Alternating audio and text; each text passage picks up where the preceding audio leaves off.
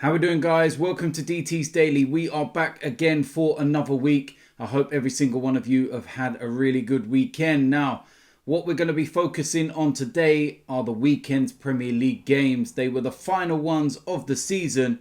Plenty of goals, plenty of drama, and plenty of talking points. I represent my fucking self. How we doing, guys? Welcome to DT's Daily. That's right.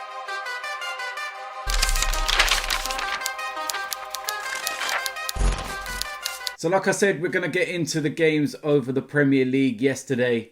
The final ones of the season. And for some, they'll be glad it's over. We don't have that much long to wait though until next season. Because unlike normal seasons, when you have quite a long pre-season, we've only got about 5 or 6 weeks until we start all over again. So we're going to go and get into those results over the course of yesterday. And what the implications are at the top end and the bottom end of the table. Now, the first game was Newcastle against Liverpool. And Liverpool have signed off their season in style. The champions, 3-1 win against Newcastle. Dwight Gale put Newcastle into the lead. Virgil van Dijk equalises. Origi and Mane. And like I said, Liverpool sign off their season in style. Newcastle...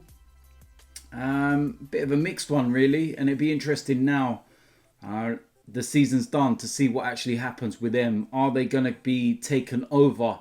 Will Mike Ashley be selling? And will Newcastle be this new side that spends ridiculous amounts of money and ultimately try and challenge teams like Liverpool? And Steve Bruce, what's going to happen with him? I do think that he's done a decent job with what he's got, and it's going to be interesting, like I said, and we're going to find out very soon. But it seems to be taking a hell of a long time to get this situation sorted. Next game was West Ham against Aston Villa. And it's finished 1-1. And this result keeps Aston Villa into the Premier League. I'm actually quite surprised that they've managed to survive. They looked dead and buried not too long ago, in fact. But their recent results have got them out of it. And right up until the 84th minute, it was quite a boring game, to be fair. Jack Grealish scores for Aston Villa, and you're thinking, that's it, done and dusted. And a minute later, Yarmolenko equalises, and it's a bit of a nervy last 5-6 minutes or so for Aston Villa.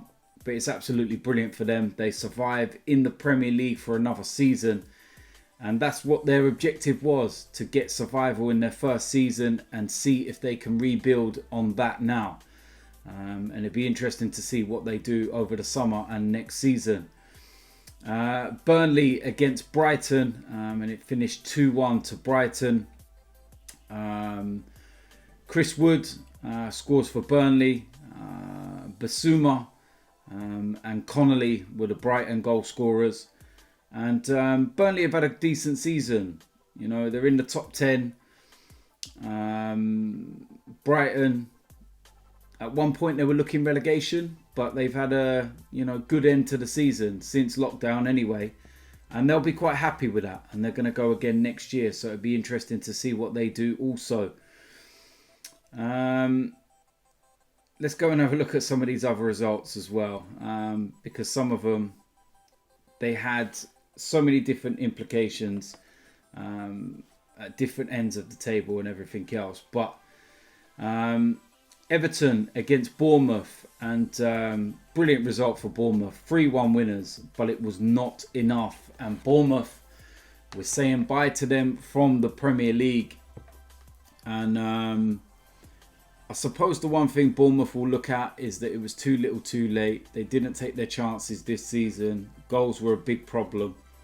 But they'll probably also look at the fact that goal line technology is the reason why they're probably not in the Premier League. When you think about the Aston Villa Sheffield United game, where Sheffield United had a clear goal that went over the line, not given. First time it's ever happened. And that's the difference between Bournemouth being in the Premier League. But on the flip side, you can say it doesn't really, boil down to one game. You've got 37 other games and they've not been good enough.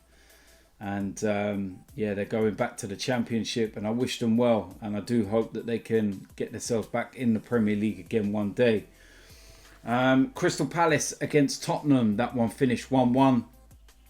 And if you saw Tottenham, their bench and Mourinho celebrating at the end, you would have thought that they'd won the league, not finished 6th and a place in the Europa League. Crystal Palace, Roy Hodgson said after the game that Wilfried Zaha has asked to leave. He doesn't want to be at Crystal Palace no more. He hasn't wanted to be there all season, to be quite honest with you. I feel that he's still a little bit, aggrieved the fact that his move to Arsenal fell through in the summer. And Crystal Palace are only going to be able to try and command around £30-40 million for him. So it's going to be interesting to see where he goes and what his next move will be. Manchester City. Standard Manchester City, really. 5-0 against Norwich. Kevin De Bruyne scores a couple of goals. His first one was an absolute beauty. He also equalled Thierry Henry's assist record for the season with 20. Raheem Sterling, special mention to him because he scores his 20th goal. And that's the first time in his career that he's done that within the Premier League. Jesus also got on the act with the goal scoring. And Norwich, they will want to just get into the Championship, rebuild, and try and get, back into the Premier League. But it's going to be difficult. Chelsea against Wolves, and they run out 2-0 winners. And Wolves are resigned to 7th place in the Premier League.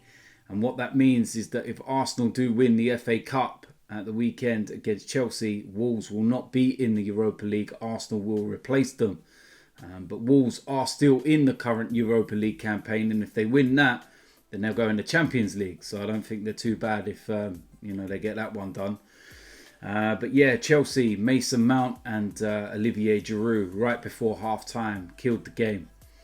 And Chelsea, first season under Frank Lampard, they'll be happy with that. Arsenal against Watford, and it was 3-2 to Arsenal. Very comfortable for the opening 20 minutes or so. 3-0 up. Aubameyang with a couple of goals. And then Watford, Troy Deeney scores from the penalty spot.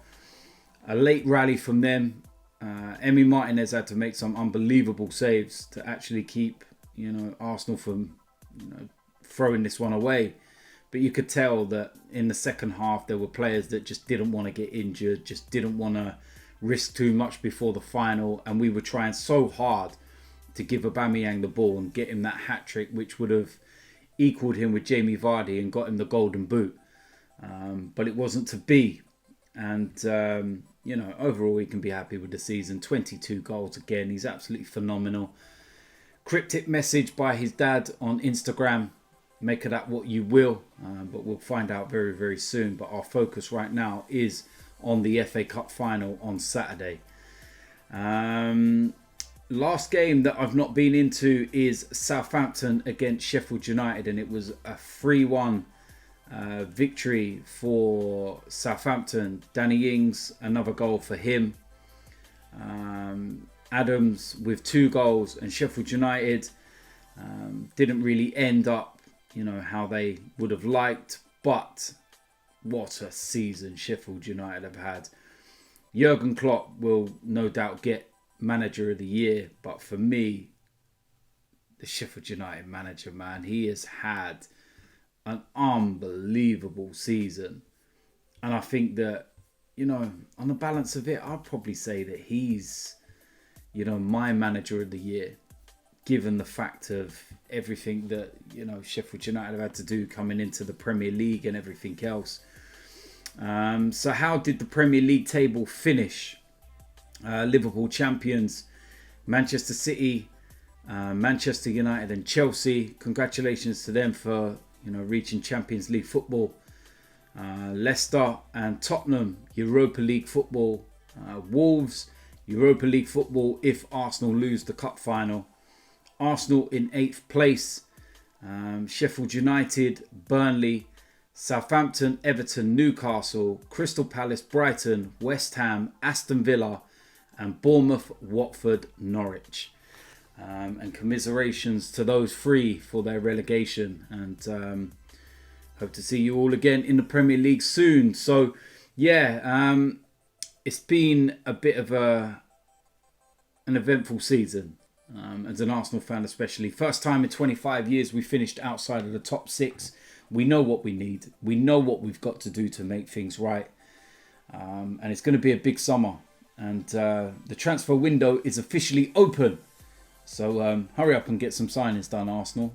One of those is probably not going to be Upamecano, if some of the reports are going to be believed from last night, where it looks like he's signing an extension at Leipzig. It's a bit complicated, but when I know more details, I'll go into it. But yeah, it's one of those. It's been a mad season. One of the worst that I can remember. But Arsenal could actually finish it with a trophy, as mad as that sounds. But it's going to be a big game against Chelsea. Huge, huge game. And we're the underdogs. It's as simple as that. But listen, as usual, let me know in the comment section what you think about today's topics. What do you think of those games, the final standings and everything else? What's going to be happening this week? Of course, DT's Daily. I'm going to be recording a special All Guns Blazing podcast with Robbie this week. Watch out for that because it's not going to be via Zoom or anything that we've been doing. We're actually going to be back together again, just like we used to be with a podcast. So please get ready for that because it's going to be one hell of a podcast. There's going to be a special FA Cup final preview and predicted lineup for myself. I'm also going to be doing a season review after the cup final. There's going to be the watch along as well. We will be at Box Park for that, just like the semi-final. And yeah, it's going to be quite a quick turnaround. 5-6 weeks till the season starts again. If we sign players, there's going to be videos. There's the daily shows as usual and everything else. Trust me, there's so much coming out. And thank you to all of you that have been subscribed, watch, and have been with me all the way throughout the season and even before that. Of course, I've got so much planned with DTFC. We're in the middle of our pre-season training right now. Pre-season matches start in less than 2 weeks' time. And then we get ready for our biggest challenge yet as we enter league football. And I cannot wait, trust me. But trying to juggle everything is difficult. But I'm loving it. I genuinely am loving it. And we've got our own channel as well. So if you haven't subscribed, go into the description. The link will be there to join the DTFC channel. And all the games and everything that we're doing is going to be directly going onto there. So get yourself over. And yeah, if you're new around here, hit that subscribe button, smash a like on this video. And I will see you lot soon. I'm out of here.